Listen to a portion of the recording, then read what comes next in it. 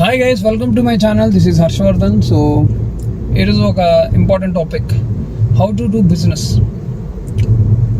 అనేది ఎలా చేయాలి. మనందరికీ జాబ్ నుంచి బిజినెస్ ఎలా చేయాలి అనేది ప్రతి ఒక్కరికి ఉంటుంది కదా, because business gives you money, freedom, lot of things.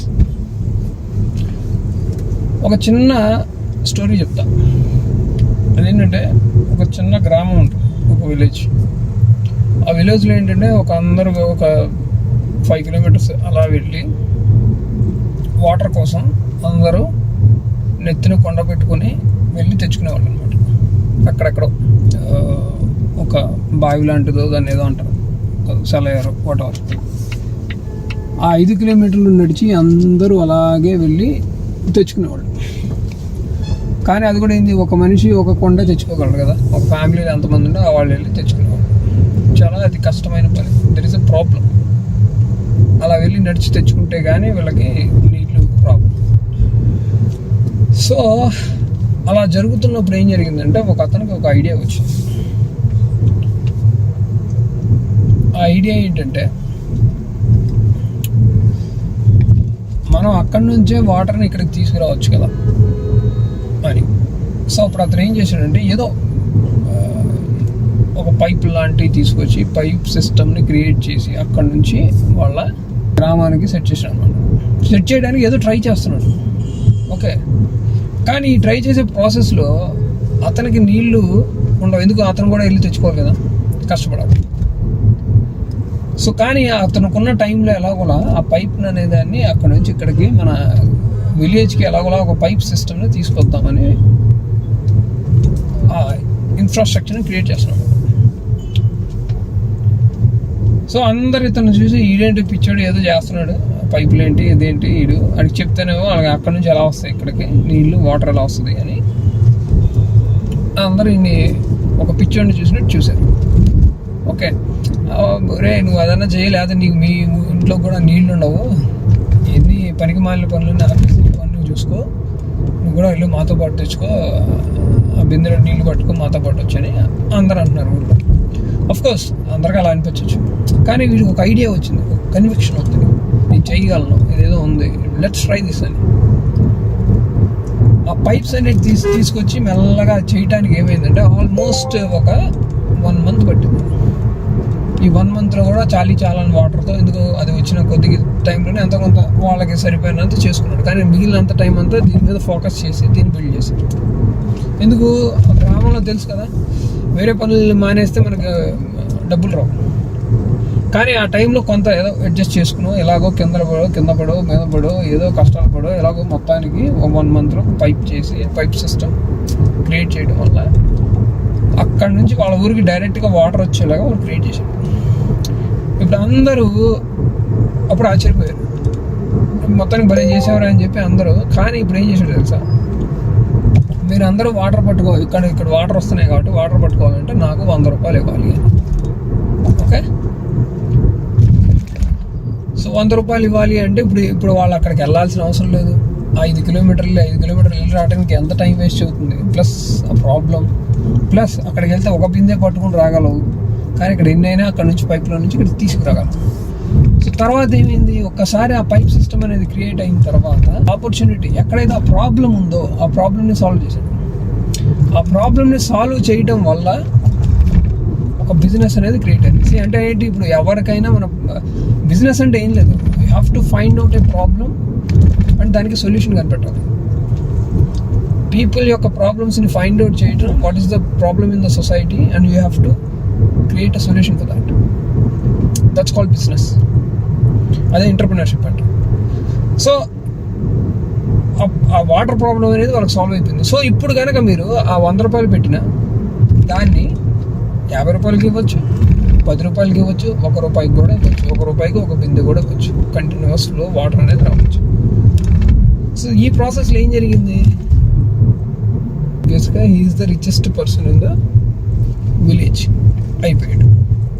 ఇప్పుడు అర్థమైందా, ఒక మీకంటూ ఒక ఐడియా వస్తే, ఆ ఐడియా ఏంటో చెప్తున్నా మీకు, there is a problem in the society, you have to solve that problem. Okay, లేకపోతే ఎవడ పెడతాడు ఊరినే డబ్బులు ఎందుకు ఇస్తున్నారు, వాటర్ ఇస్తున్నారు కాబట్టి వాల్యూ. యాడ్ చేసావు కాబట్టి డబ్బులు వస్తాయి.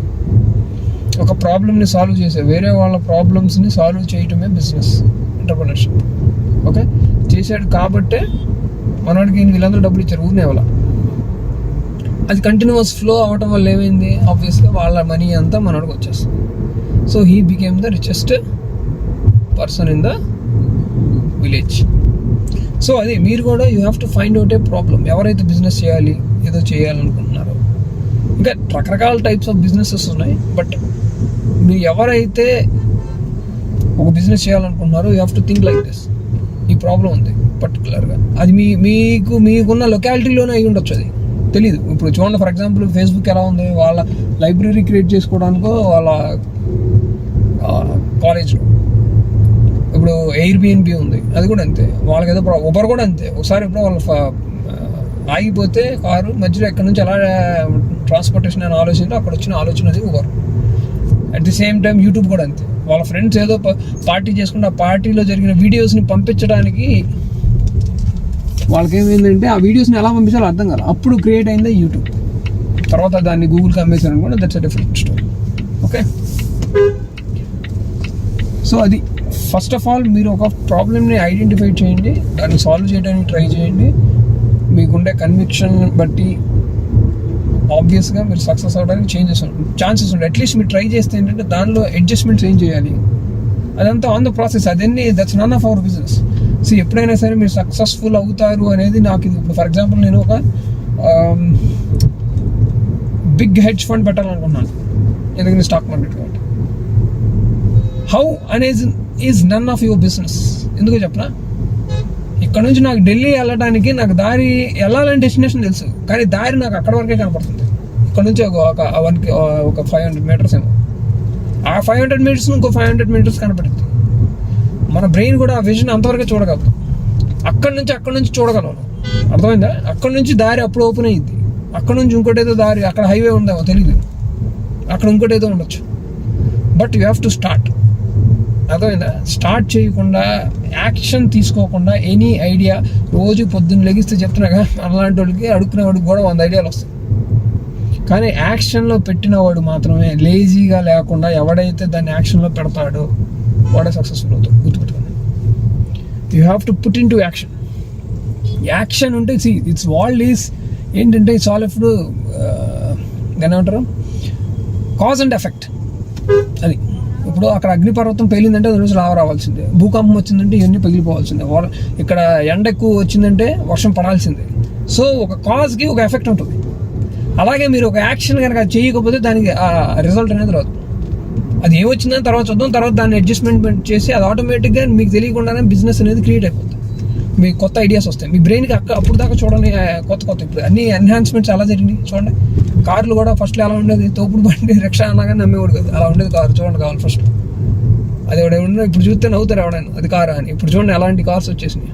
3.5 సెకండ్లో లంబార్గిని 100 కిలోమీటర్స్ అచీవ్ అయింది. అంత ఫాస్టెస్ట్ కార్స్ వచ్చాయి. ఓకే, సో బట్ మీరు స్టార్ట్ చేయాలి, యాక్షన్ తీసుకోవాలి. అది చేయకపోతే మాత్రం మీరు సక్సెస్ అవడం అనేది ఇంపాసిబుల్ కేస్. మీకు ఎన్ని ఐడియాలు వస్తుంటాయి, ఏందో అనుకుంటాం, అబ్బో నాకేంటి తోపు, ఇంకా నాకు అంతకన్నా లేదు, నాకు భలే ఐడియాలు వస్తున్నాయి, అది ఎందుకు పనికిరావు. అంటిల్ అన్లెస్ మీరు దాన్ని యాక్షన్లోకి తీసుకోకపోతే. ఓకే, హోప్ ఎవరైతే మీరు సక్సెస్ఫుల్ ఎంటర్‌ప్రెన్యూర్స్, బిజినెస్ మ్యాన్ అవ్వాలనుకుంటున్నారో ఒక చిన్న స్టోరీ రూపంలో చెప్పాను.